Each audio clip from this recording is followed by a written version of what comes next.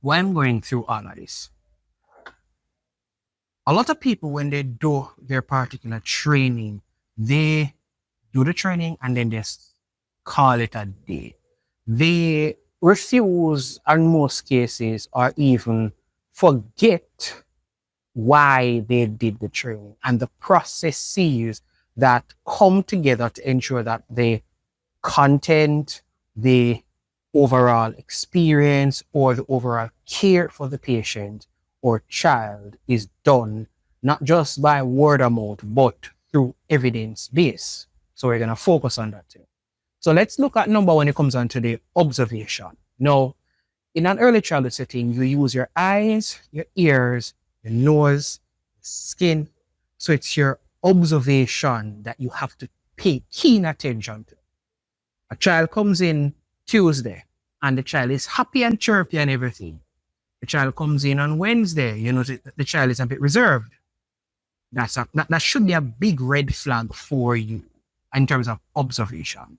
All right. For the nursing students, you go ahead and you are changing the sheet of a patient. So you're not just gonna okay, take off the top, take off the fitted sheet, take off whatever, and just leave it at that.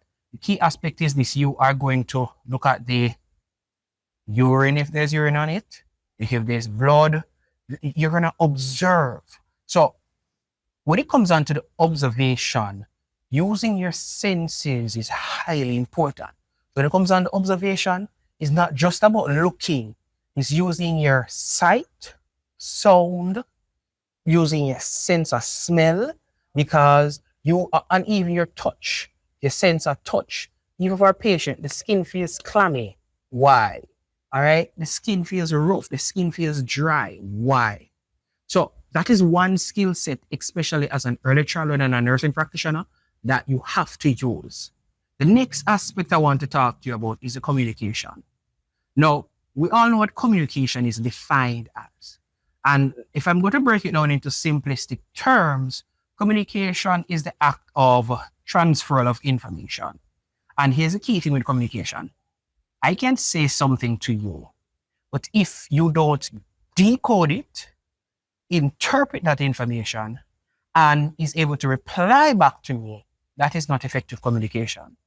And that's the key thing. So when it comes on to communication, communication is how you speak to your practitioners, how you speak to the parents, how you speak to the other children. Communication is how you speak to the patients, how you speak to your other colleagues. Communication is how you even speak to yourself. Because, example, child will come in and a child will be, "Hi, miss, how are you?" And your response is, "Well, I'm sit down now." No. The energy you give to that child is the energy where they're going to feed from and put back to you. So the child comes, "Hi, miss, how are you?" You reply back, "Hi, how are you?" So that energy, and that's the thing with communication, you have to give in order to receive, and then give again in order to receive. And in the communication, the children at the early childhood level, they do a thing where they mirror your behavior. They mirror how you speak. They mirror how you act. Because another aspect of communication can be verbal and non-verbal. How you carry yourself, how you clean away the materials after they're finishing activity, how you go ahead and you address them, how you speak to them, how you speak to the parents. They are seeing every single thing. Don't feel as if they're not seeing it. They're actually seeing that. So that is where I say communication is the key aspect here for everybody. Now, let's look at even the communication with the patient. There is something in nursing they call bedside manner. And you can tell if a doctor or nurse has good bedside manner based on how he or she communicates with you. Follow me. I've gone to hospitals and clinics, and you will see how one doctor or one nurse treats another patient compared to how that same doctor or nurse treats another patient. And you will see how different doctors treat the patient. The communication of how you speak to the patient about the illness. You're not gonna put the information above them head, right? You're gonna bring it down to a level where they understand. Because as I mentioned earlier, communication is me giving out the information, you receiving the information, interpreting the information, and being able to respond to that information. That's how the communication cycle works. So if a nurse goes to a patient and said to the patient, all right, you know that you have, let's say, some disease or some illness or some sickness, or you're supposed to get some medication, and you see a look on the patient's face, maybe you need to go a bit more. And another thing is, you shouldn't go to the patient and be like, all right, you have this and that. No. Break it down during the talking aspect to explain why you're giving them, what you're giving them, and how much you're giving them so that they understand what they're getting. All right. Let's keep it rolling. Now let's look at the documentation part. And this is where a lot of persons, especially the early childhood practitioners, fall down on. Documentation is key. Anecdotal records, very important. If you're running the institution, financial records, very important. Student files, very important. The reporting of the child's progress, very important. Because here's the thing, there are practitioners that are doing their job, and there are practitioners that are doing more than their job. But here's the thing. How can I prove that you're doing the job? You can't just come to me and say, okay, I'm doing my job. Yeah, okay. How do I know that you're doing the job? Documentation. The child's anecdotal records. The child's file is put together. You have information on the child. You have running records of the child. You have checklists. And I know it's a lot, but it's with the advent of technology, you can make all this work seamless. You see, if you design a nice Excel sheet that allows you to track the child with just a simple tick box, and at the end of the day or end of the week, you just have that information printed off on that school, you're good to go.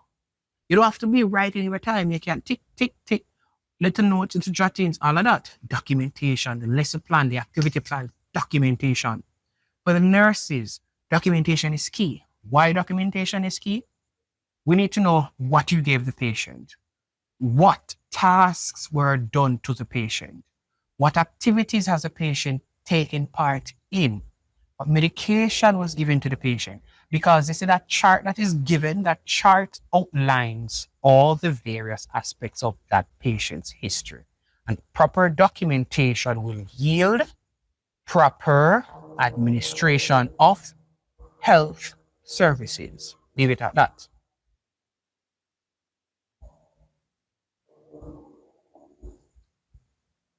All right, so let's jump now to the last part, which is professional behavior.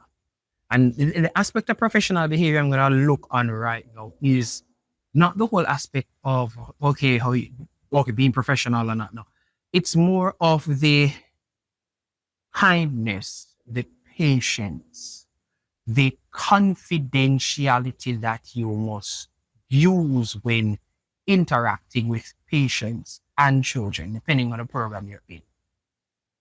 A patient shares a very sensitive matter to you. You should not, under any circumstance, be talking to another nurse, unless you're getting consultation, but just casually talking about that situation like that. You should not be posting it on your WhatsApp status. You should not be taking pictures and sharing it with family and friends. No. The confidentiality is important, even for the children. You will get information as a early childhood practitioner where that information is very, very sensitive. Your ability to show that confidentiality, that discretion is important. Patience is where a lot of persons also fall short with. Yes, I do understand you're tired. Yes, me know says a whole heap of work, and nobody can tell me say it's not a whole heap of work. All right, being an early childhood practitioner is not a walkover. Being a nursing person is not a walkover. But the key thing is this: patience. Because at the end of the day, you need to understand that Being tired is one thing, but treating someone with basic human dignity, basic human compassion is another aspect. And that is where the patience comes into play for you as a early childhood practitioner or as a nursing student. Because here's a good and funny thing about it. When you are in a workplace and you are able to hold these 5 points, as I have them right down already, once you're able to hold these 5 points together and have them well tight and well constructed in how you operate, I can assure that you are able to do your job, but not just do the job well. Now, if you're interested in doing any form of training for nursing or early childhood levels 2, 3, and 4, you can always give us a try. If you're interested, you can reach out to us at 876-217-5150, or you can just give us a Google search, which is edunomics.biz, so that's EDUNOMICS. On Google, we're on Instagram, we're on TikTok, and you can view how our programs operate. Simple 4 steps, get certified within 4 months.